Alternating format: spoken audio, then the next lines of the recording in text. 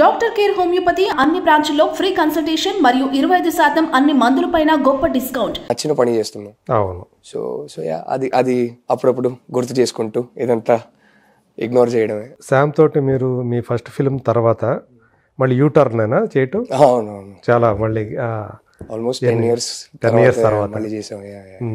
గుర్తు చేసుకున్నారా ఆ రోజులు? గుర్తు చేసుకున్నారా చేసేటప్పుడు? అప్పుడు అంటే సెట్స్ మీద ఆల్మోస్ట్ అది దట్ అయితే felt like a full circle. But అంటే 10 years అసలు మాట్లాడుకోలేదు. 10 years తర్వాత కలుస్తున్నామంటే వేరేలా ఉండేది.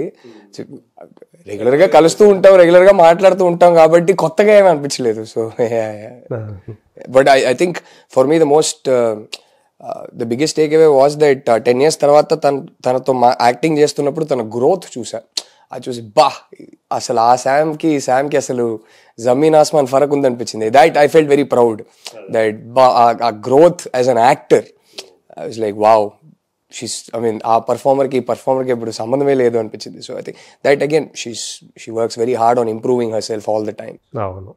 సో మీకు ఆమె చేసిన వాటిలో, ఆమె వర్క్స్లో మీకు బాగా నచ్చింది ఏదనుకోవచ్చు?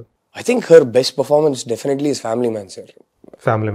ఫ్యామిలీ మ్యాన్ చూసి అంటే ఈ లెవెల్కి వెళ్ళగలుగుతుంది పర్ఫార్మర్గా, ఇలాంటి ఒక పర్ఫార్మెన్స్ ఇవ్వగలుగుతుంది నాకు కూడా తెలీదు. ఐ వాజ్ లైక్ వావ్, ఆ క్యారెక్టర్ కూడా అలాంటి క్యారెక్టర్ చేస్తారు కూడా ఎవరు అనుకోవాలి. అయ్యో అస్సలు రాజీ ఏది రాజీ, అయ్యో ఐ థింక్ ఫస్ట్ బస్సులో ఒక మనిషి మిస్బిహేవ్ చేస్తాడు ఆ రాజీ క్యారెక్టర్తో.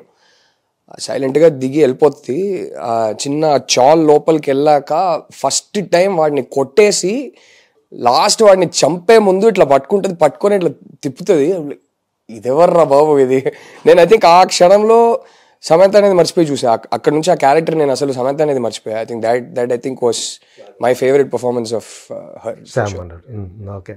సో మీ లైఫ్లో అమ్మ తర్వాత మిమ్మల్ని అంతగా ప్రభావితం చేసిన లేడీస్ ఎవరైనా ఉన్నారా? నా వైఫ్ సార్. అంతేనా? No doubt about it. అయ్యో నేను ఫ్యాన్ ఫస్ట్, తర్వాత హస్బెండ్. మొదట ఆమెకి అభిమానే? వాయిస్కే? అసలు ఆ వాయిస్కి అయితే ఎప్పటి నుంచో, అంటే కలిసే ముందు నుంచి నేను ఫ్యాను నా వైఫ్కి.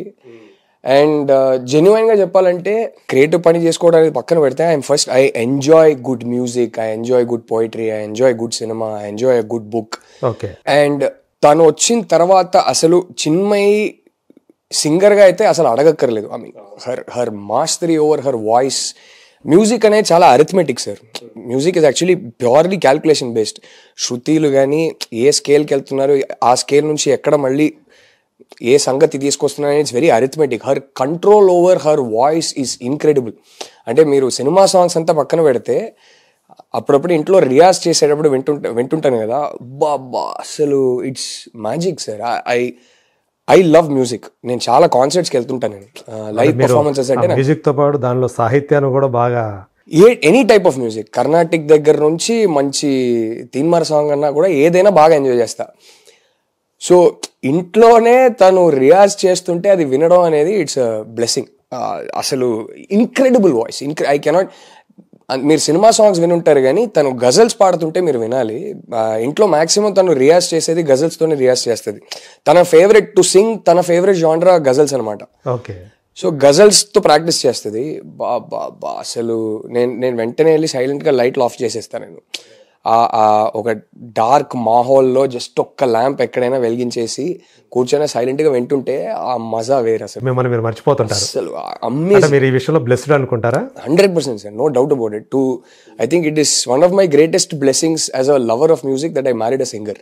No doubt about it. Unfortunately ఇంట్లో తనకన్నా ఎక్కువ నేనే పాడుతుంటా. చాలా దరిద్రంగా పాడతాను నేను, బట్ నేనే పాడుతుంటా. బట్ అది పక్కన పెడితే another massive respect I have for her is that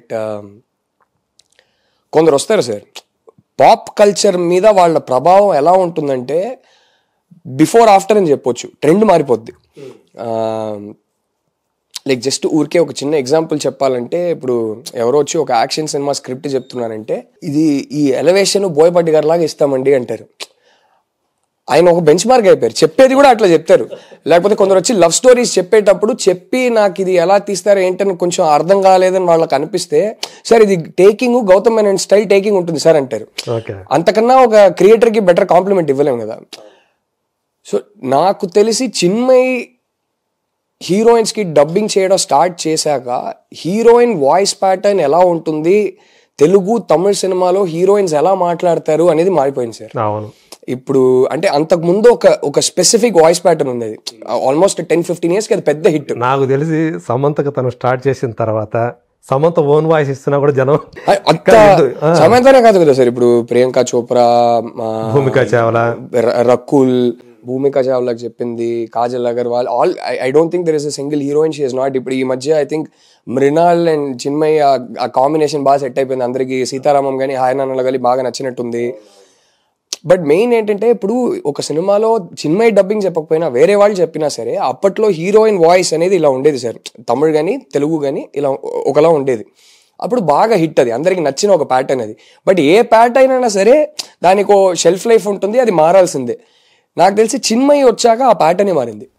ఇప్పుడు చాలా మంది వాయిసెస్ వింటున్నాను, వేరే వేరే వాయిసెస్ కూడా వింటున్నాను. బట్ ఓవరాల్ ఒక హీరోయిన్ వాయిస్ అంటే ఇలా ఉండాలి అనేది అది చిన్మయ్ వచ్చి డబ్బింగ్ చెప్పడం స్టార్ట్ చేశాక మారిపోయింది. So I think that is the biggest compliment for an artist. So credit అది ఎంత ఎక్కిందంటే జనాలకి, ఇప్పుడు అన్ని హీరోయిన్స్ కి వాయిసెస్ యూజ్ చేసేది అలాగే యూజ్ చేస్తున్నారు, అది ఒక బెంచ్ మార్క్. అలా లేకపోతే ఎందుకో తేడా కొడుతుంది. సో ఐ థింక్ దట్ అంటే ఈ విషయంలో తను ఏమన్నా ఇలా చెప్పాలి, ఇలా చేస్తే బాగుంటుందని తను ఏమన్నా దానికి సాధన చేసిందా? ఇప్పుడు నా డైరెక్టర్స్ ఎలా అడుగుతారో అలా చెప్పేస్తారు. నాకు అసలు ఏం తెలియదు, నువ్వు ఏదేదో చెప్తున్నావు అంటది. నేను చెప్తే అరే నీకు అర్థం అవుతుందా, నువ్వు వచ్చి డబ్బింగ్ చెప్పడం స్టార్ట్ చేశాక నీ హీరోయిన్ వాయిస్ ప్యాటర్న్ మారిపోయిందంటే ఏమో నాకు అదంతా లేదని చెప్పి వెళ్ళిపోద్ది. తనకి మా ఇద్దరికి ఏంటంటే కొంచెం కాంప్లిమెంట్స్ ఎవరైనా ఇస్తే చాలా అన్కంఫర్టబుల్ అయిపోతాం. తనకు కూడా అంతే, ఏమో నాకు అదంతా తెలియదు అని చెప్పి వెళ్ళిపోద్ది. So she doesn't know, she's blissfully unaware of the kind of pop culture impact she's had on Tamil and Telugu cinema. Because it is one of the more silent things కదా సార్. అంటే హీరోయిన్ వాయిస్ ప్యాటర్న్ ఎలా ఉంటుంది అనేది టక్కుని అందరు notice చేసే ఒక విషయం కాదు. బట్ మీరు చూసుకుంటే క్లియర్ గా ఒక షిఫ్ట్ వచ్చింది. చిన్మయ్ డబ్బింగ్ చెప్పడం స్టార్ట్ చేశాక హీరోయిన్ వాయిస్ ఇలా ఉండాలి అనేది ఒక షిఫ్ట్ అయింది. మిగతా వాళ్ళు కూడా దాన్ని ఫాలో అవ్వాల్సిన తప్పని పరిస్థితి వచ్చిందంటారా? తప్పని పరిస్థితి కూడా కాదు, నచ్చి హ్యాపీగా ఫాలో అయ్యారు. అయ్యో ఇలాగే చేయాలని కాదు కానీ ఇది బాగుంది అని ఫాలో అయ్యారు అందరూ. So I think that is her biggest credit. And it's like అలాంటిది ఏదైనా లైఫ్ లో నేను ఒక 10% అచీవ్ చేస్తే చాలా హ్యాపీగా చెప్పాలంటే ఇప్పుడు వస్తున్నటువంటి డబ్బింగ్ ఆర్టిస్ట్ కూడా తను ఒక రోల్ మోడల్ లాగా. I think Chinmayi is a role model for various number of reasons. అంటే నాకు సింగర్ గా కానీ బయట ఎవరు కలిసినా సరే మీ వైఫ్ అంటే మాకు చాలా, ఫస్ట్ అది చెప్తారు, మీ వైఫ్ అంటే మాకు చాలా ఇష్టం అండి అంటారు. అండ్ ఎస్పెషలీ యంగర్ గర్ల్స్ ఎవరైతే ఉన్నారో మాకు చిన్మయ్ గారు అంటే మేము ఫాలో అవుతామండి, ఆవిడ చెప్పేది అదంతా మాకు చాలా ఇష్టం అండి అని చాలా మంది చెప్తుంటారు. So she's role model. అంటే అన్ని రకాలుగా అబ్సల్యూట్లీ ఐ గెట్ వ్యక్తిగతంగా especially just I'm married to a very very brave person sir. I'm married to a very courageous person. నాకు కొన్నిసార్లు భయం వేస్తుంది, ఇంత గెలకాల అరే ఏంటమ్మా అదే అంట. కానీ తనకి ఏమో తను ఎక్కువ ఆలోచించదు. She keeps it very simple. ఏదైనా ఒకటి తప్పని అనిపిస్తే వెంటనే రియాక్ట్ అవుతుంది. నేను మళ్ళీ తర్వాత పిలిచి కాదు నువ్వు రియాక్ట్ అయింది కూడా తప్పు కదా అంటే కూర్చొని ఆలోచిస్తుంది, అవునా అంటది, మళ్ళీ తను చేస్తుంది. But I'm married to a very very brave person. I don't have even 50% of her courage, sir. And plus నేను బై నేచర్ చాలా పీస్ లవింగ్ టైప్. నేను అరే గొడవలు ఎందుకు రా బాబు, నాకు నా లైఫ్ సింపుల్ గా ఉండాలి, క్లీన్ గా నీట్ గా ఉండాలి. I like happy emotions, I like positive emotions. So మీ ఇంటి వాతావరణం కూడా అలాగే ఉంటుందేమో. తను కూడా ఇంట్లో అంతే, చిన్న పిల్ల సార్. అసలు రాకముందు తను వచ్చాక కూడా the reason I married her, the reason we really connected and the reason we felt we will be happy together is because తన ఇంట్లో అయితే చిన్న పిల్ల తను అసలు. కానీ ఎట్లా అంటే నువ్వు ఆర్టిస్ట్గా మీరు ఫస్ట్ మోడల్, మీరు ఆర్టిస్ట్ కాకముందు డైరెక్టర్ కావాలనుకున్నారు, ఆర్టిస్ట్ అయ్యారు sir. Modelling acting completely by accident sir. నేను ప్లాన్ చేసి ట్రై చేసింది కాదు. అంటే మీ లుక్స్ చూసి మోడల్ గా మీకు ఆఫర్లు వచ్చినాయి. నా లుక్స్ చూసి ఎందుకు వచ్చాయో నాకు తెలియదు కానీ బాంబేలో స్టార్ట్ అయింది. ఆల్మోస్ట్ ఒక 7-8 యాడ్స్ చేసా బాంబేలో. నాకు ఫుల్ టైం జాబ్ ఉండింది. అక్కడే మీ ఫైనల్ చదువుకుంది మీరు? చదువుకున్నది అహ్మదాబాద్ లో చదువుకున్నా, మైకాలో చదువుకున్నా. మైకా నుంచి క్యాంపస్ ప్లేస్మెంట్ నాకు బాంబేలో అయింది. బాంబేలో క్యాంపస్ అడ్మినిస్ట్రేషన్ మీరు చేసింది? అవును సార్, ఎంబీఏ చేశాను. ఆ తర్వాత I did another 1 year micro specialization course in marketing. So అది చేసి బాంబేకి వెళ్ళాను. బాంబేకి వెళ్ళాక ఐ మీన్ నాకు ఫుల్ టైం కార్పొరేట్ జాబ్ ఉంటుంది, సైడ్ బై సైడ్ ఏదో లంచ్ మీటింగ్లో ఉంటే ఎవరో ఆడిషన్ చేస్తారని అడిగారు. అప్పట్లో బేసిక్లీ ఈ యాడ్స్లో మోడల్స్ అంటే ఇలాగే ఉండాలి అనేది ఒకటి ఉండింది దానికన్నా ముందు. అప్పుడప్పుడే అంటే 6 foot చూస్తేనే మోడల్ అని అనిపిస్తారు.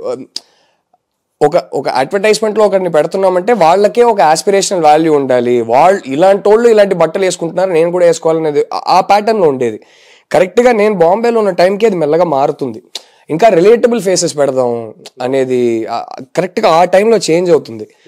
సో నాకు కూడా నన్ను పిలుస్తున్నారేంటి నాకు అర్థం కాదు, ఇంతమంది రితిక్ రోషన్లు ఉంటే బాంబేలో అనిపించేది. బట్ అప్పుడు ఒక 7-8 యాడ్స్ చేసా ప్యూర్లీ బై యాక్సిడెంట్. అంతే, అది చేసి నేను జాబ్ వదిలేసి నాకు ఇంకా ఇప్పుడు ట్రై చేయకపోతే ఎప్పుడు ట్రై చేయను, నాకు ఒక ప్రమోషన్ డ్యూ సార్ నాకు జాబ్లో. సో అది నాకు ఇప్పుడు శాలరీ పెరిగితే మళ్ళీ నేను ఏదో వెళ్ళి ఒక ఫస్ట్ కార్ తీసుకుంటా, ఈఎంఐ లోచాలో పడిపోతా నేను, ఆ తర్వాత జాబ్ వదలడానికి గట్స్ రాదు, చేయాలంటే ఇప్పుడే చేసేద్దాం అని చెప్పి నాకు ఆల్మోస్ట్ 7th 8th స్టాండర్డ్ నుంచి నాకు ఫిల్మ్ మేకర్ కావాలి నాకు అనేది ఉండింది. ఓకే. సో నేను జాబ్ వదిలేసి చెన్నైకి వచ్చేసా అసిస్టెంట్ డైరెక్టర్ జాబ్ వెతుద్దామని. నా మైండ్లో అప్పుడు ఇన్స్పిరేషన్ ఎవరు డైరెక్షన్లో కావాలంట అనుకోవడానికి?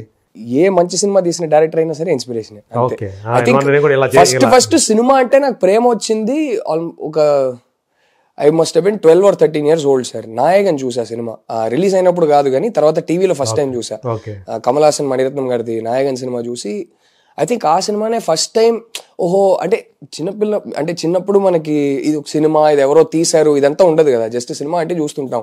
ఆ సినిమా చూసాక ఇది ఇంత కంప్లీట్లీ డిఫరెంట్గా ఉంది, అయితే దీన్ని ఎవరు తీశారు, ఎలా తీసుకుంటారు, ఆ మనిషి మైండ్ సెట్ ఏంటి, ఈయన మాత్రం ఎందుకు ఇంత డిఫరెంట్గా తీస్తున్నారు, ఈ మనిషి ఏంటి ఇలా యాక్టింగ్ చేస్తున్నారు, వేరే వాళ్ళు ఇట్లా యాక్టింగ్ చేయట్లేదే. సో ఎక్కడో సినిమా అనే దాని మీద ఇంట్రెస్ట్ వచ్చింది ఆ సినిమా చూసి సార్. మెల్లగా then just fell in love with సినిమా. సో జాబ్ వదిలేసి మనం అసిస్టెంట్ డైరెక్టర్గా అయిపోదాం అని చెప్పి నేను చెన్నైకి వచ్చా. నాకు అప్పుడు తెలియంది ఏంటంటే అసిస్టెంట్ డైరెక్టర్ జాబే కదా ఎవరో ఒకరు ఇచ్చేస్తారనుకున్నా, అస్సలు దొరకట్లేదు సార్. నేనేమనుకున్నానంటే నాన్న నన్ను ఎడ్యుకేషన్ లోన్ తీసుకొని ఇవ్వట్లేదు, ఆయనే అది నా బాధ్యత అని చెప్పి వద్దు నాన్న నేను తీసుకుంటా ఏదంటే ఆయన వదలట్లేదు, ఆయనే లోన్ తీసుకొని ఆయనే చదివించారు. సో నేను నా కెరియర్ స్టార్ట్ చేసినప్పుడు నా లక్కు చాలా మందికి దొరకని లక్కు 0లో స్టార్ట్ చేశా, నెగిటివ్లో కాదు. చాలా మంది క్యాంపస్ ప్లేస్మెంట్ అయ్యాక ఫస్ట్ ఆ లోన్ రీపే చేయాలనే ఒక ప్రెషర్తో స్టార్ట్ చేస్తారు కెరియర్. నాకు ఆ ప్రెషర్ లేదు. సో నేనేమనుకున్నానంటే నాన్న దగ్గర మళ్ళీ డబ్బుల కోసం వెళ్ళకూడదు, ఆయన చదివించారు, మళ్ళీ ఆయన దగ్గర డబ్బుల కోసం వెళ్ళకూడదు, మనం మంచిగా సేవ్ చేసుకుందాం. అది నాకు ఈ యాడ్స్ హెల్ప్ అయినాయి. యాడ్స్లో వచ్చిన పాకెట్ మనీ వల్ల సేవింగ్స్ ఇంకా త్వరగా అయింది. సో అప్పట్లో 1.5 lakhs సేవ్ చేసుకున్నా. ఈ 1.5 lakhsతో నేను వెళ్ళి ఇంట్లో ఉంటే నాకు ఒక 1 year 2 years నేను బ్రేక్ తీసుకోవచ్చు, మళ్ళీ నాన్న దగ్గర డబ్బులు అడగకుండా. అంటే ఫోన్ బిల్నో లేకపోతే బయటికి వెళ్ళి ఫ్రెండ్స్తో బయటికి వెళ్ళడంనో అలాంటిది అలవాట్లు ఏం లేవు, తాగే అలవాటు ఏం లేదు. సో ఆ ఖర్చులు ఉండవు. సో నాకు ఈ డబ్బులు అయిపోయేదాకా సినిమా ట్రై చేద్దాం, చిన్న చిన్న పాకెట్ మనీ అంటే చాలు మనకి, అది ఉంది చేతిలో. సో ఈ డబ్బులు అయిపోయేదాకా సినిమా ట్రై చేద్దాం, డబ్బులు అయిపోతే నోరు మూసుకొని మళ్ళీ వచ్చి జాబ్లో జాయిన్ అయిపోదాం అని చెప్పి నా బాస్ కూడా చెప్పేసి వచ్చాను. నేను దయచేసి తిరిగి వస్తే అదే లెవెల్లో స్టార్ట్ చేస్తాను, నాకు పర్లేదు, కానీ నాకు జాబ్ మాత్రం మీరు ఇవ్వాలని చెప్తే నో ప్రాబ్లం ఉన్నారు, నువ్వు వచ్చే తిరిగి వచ్చే నేనే తీసుకుంటానని చెప్పి పంపించారు. అప్పుడు చెన్నైకి వస్తే అస్సలు నేను మెడ్రాస్ టాకీస్కి మణిరత్నం గారిని ఒకసారి కలవాలి, అది నేను చాలా ఈజీ అనుకుని వచ్చాను, నేను పిచ్చోడు. తర్వాత గౌతమ్ మేనన్ గారి ఆఫీసు, అప్పట్లో డూయట్ మూవీస్లో చాలా సినిమాలు చేసేవారు, ప్రకాష్ రాజ్ గారి ఆఫీస్.